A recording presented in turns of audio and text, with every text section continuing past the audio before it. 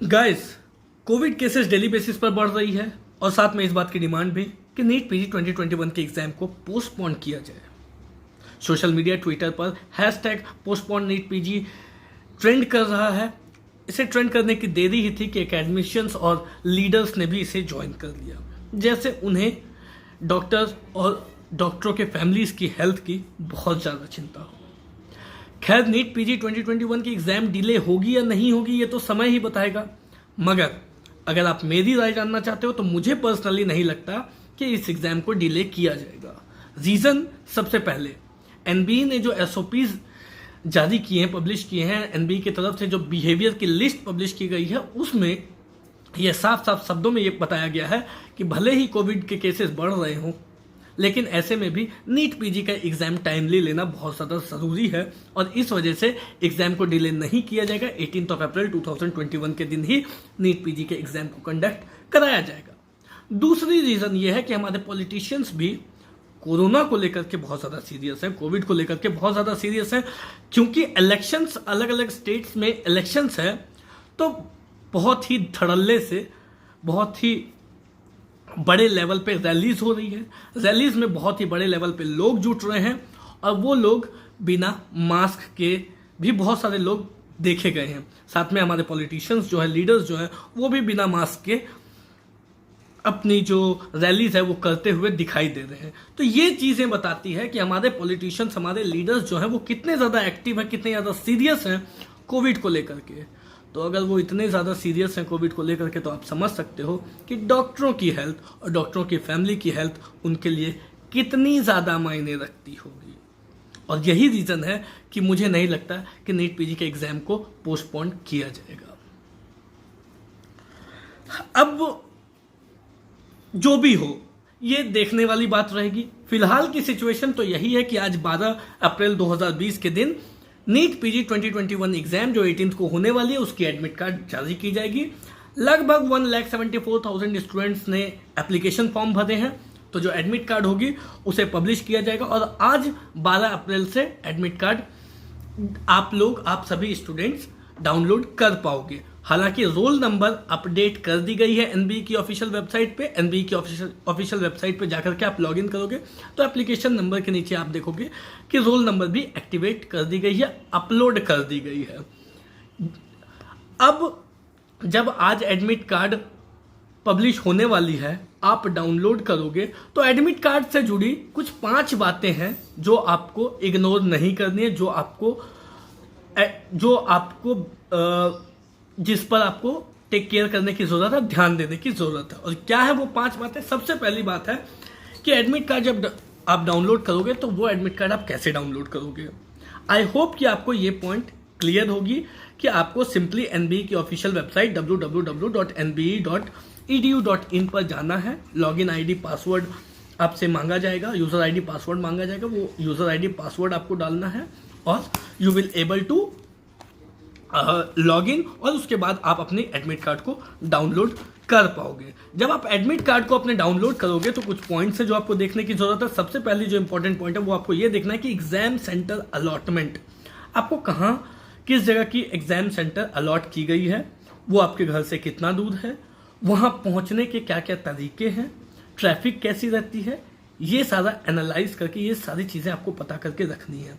आपको कितना टाइम लगता है, कितना टाइम लगता है, किस तरीके से आप वहाँ पहुँच सकते हो, कैसी ट्रैफिक रहती है, एरिया कैसा है, ये सारी चीज़ें आपको ध्यान देने की ज़रूरत है। तो सबसे पहली चीज़ जो है वो आपको देखनी है कि एग्ज़ाम सेंटर अलॉटमेंट, आपको कहाँ पे सेंटर अलॉट की गई है और जब आप एग्जामिनेशन डे 18 को जब आप निकलोगे तो कितने बजे आपको निकलना होगा, कितने बजे पहुंचना होगा, उसके बीच की जो ड्यूरेशन है, कितने बजे पहुंचना है, जिस वजह से कितना समय आपको लगेगा।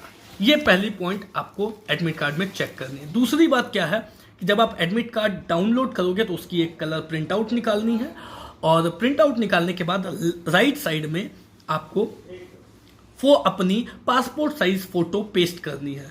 पासपोर्ट साइज फोटो की जो डायमेंशन होगी वो 35x45 mm की होगी, 35 mm x 45 mm की, जिसमें कि मोस्टली आपकी फेस कवर्ड होनी चाहिए।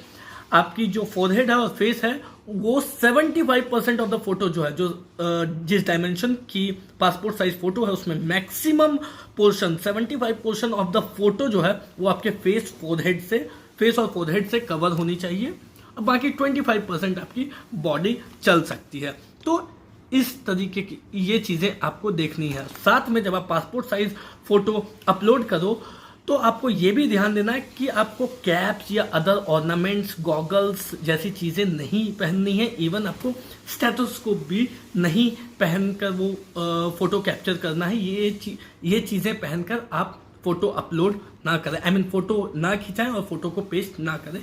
In without avoid all this things, stethoscope and caps and other accessories जो हैं उनको आपको पहनकर फोटो नहीं खिंचानी है। तीसरी बात यह है कि एडमिट कार्ड में आपको आपका टाइम स्लॉट दिया गया। आपको पता है कि आपकी जो एग्जाम होने वाली है वो SDCBT फॉर्म में होने वाली है। SDCBT फॉर्म मतलब CBT मतलब कंप्यूटर बेस्ड टेस्ट होने वाली है, और SD मतलब सोशल डिस्टेंसिंग को ध्यान में रखते हुए। तो गैदरिंग ना हो इसलिए आपके एडमिट कार्ड में एक आपकी एंट्री टाइमिंग दी गई होगी, एक टाइम स्लॉट दिया गया होगा कि कितने बजे आपको एंट्री दी जाएगी। इसी तरीके से हो सकता है आपके कलीग या आपके फ्रेंड की जो एडमिट कार्ड होगी उसमें कोई दूसरा टाइम दिया गया होगा। मान लेते हैं आधे घंटे बाद की, या आधे घंटे पहले की, या 15 मिनट बाद की, या 15 मिनट पहले की टाइम स्लॉट दी गई होगी। तो अलग अलग स्टूडेंट्स के एडमिट कार्ड में अलग अलग टाइम स्लॉट दी गई होगी। उस टाइम स्लॉट पे आपको एंट्री दी जाएगी। तो वो टाइम स्लॉट आपको देखना है कि कितने बजे आपको एंट्री दी जाएगी, और उस टाइम स्लॉट के अकॉर्डिंग आपको अपनी प्रिपरेशन करनी है कि उस टाइम स्लॉट पे आपको एनी हाउ अपनी एडमिट कार्ड और अदर डॉक्यूमेंट्स जो एग्जाम एंट्री रिलेटेड डॉक्यूमेंट्स है वो डॉक्यूमेंट्स लेकर के आपको वहाँ पे पहुँचना है। तो वो टाइम स्लॉट्स आपको देखना है कि आपके एडमिट कार्ड में क्या टाइम स्लॉट दिया गया है। इसके बाद की जो पॉइंट है वो है आपकी जो एडमिट कार्ड जब आप डाउनलोड करोगे तो उसमें QR कोड होगा, या फिर उसे बार कोड भी कहते हैं। QR कोड या बार कोड होगा। जब आप अपनी एडमिट कार्ड लेकर के जाएं तो इस बात का ध्यान रखें कि उसमें जो QR कोड है या जो बार कोड है वो डिस्ट्रॉय नहीं होना चाहिए। वो कैसे डिस्ट्रॉय हो सकता है कि आपने उसे पॉकेट में रखा, गर्मी का टाइम है, पसीने से वो फट जाए, या फिर किसी तरीके से उसमें कुछ प्रॉब्लम आ जाए और वो बारकोड आपकी जो है वो जब आप स्कैनर के सामने रखोगे तो वो बारकोड को वो हो सकता है स्कैनर रीड ना करे। तो इस बात का आपको ध्यान रखना है कि आपके एडमिट कार्ड में जो बारकोड है, जो QR कोड है, वो डिस्ट्रॉय नहीं होना चाहिए। उसे बिल्कुल मतलब उस एडमिट कार्ड को आप इस तरीके से कैरी करो कि वो फ्रेश रहे। कॉपी के अंदर, बुक के अंदर, या फिर किसी भी चीज़ के अंदर आप इस तरीके से उसको सेफली लेकर जाओ कि वो बारकोड डिस्ट्रॉय नहीं होनी चाहिए। क्योंकि जब आप एंट्री करोगे, आपकी सेंटर की जो एंट्री जहां से होगी वहां पर एक स्कैनर लगी होगी। वो स्कैनर के सामने आपको अपनी एडमिट कार्ड की जो बारकोड है वो बारकोड दिखाना है, और उसी बारकोड से आपको वेरीफाई किया जाएगा। तो वो आपकी जो वेरिफिकेशन होगी वो आपके एडमिट कार्ड के बारकोड पे डिपेंड करती है। अगर वो बारकोड प्रॉपरली वर्क नहीं कर रहा होगा तो प्रॉब्लम हो सकती है। इसलिए आपको उस बारकोड को इस तरीके से कैरी करना है, आपको अपने एडमिट कार्ड को, कि वो बारकोड डिस्ट्रॉय नहीं होनी चाहिए। तो ये कुल 5 बातें हैं जो आपको आज जो एडमिट कार्ड पब्लिश होने जा रही है उसमें ध्यान देने वाली बात है।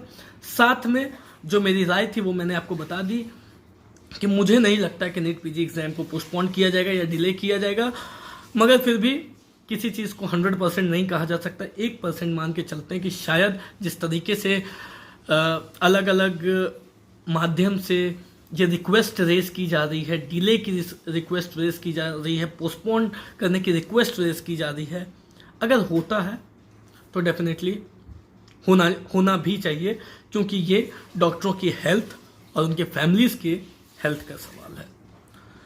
आज के लिए फिलहाल इतना ही। मिलते हैं नेक्स्ट वीडियो में कुछ और अपडेट्स के साथ। तब तक के लिए have a nice day. Thank you so much and all the best.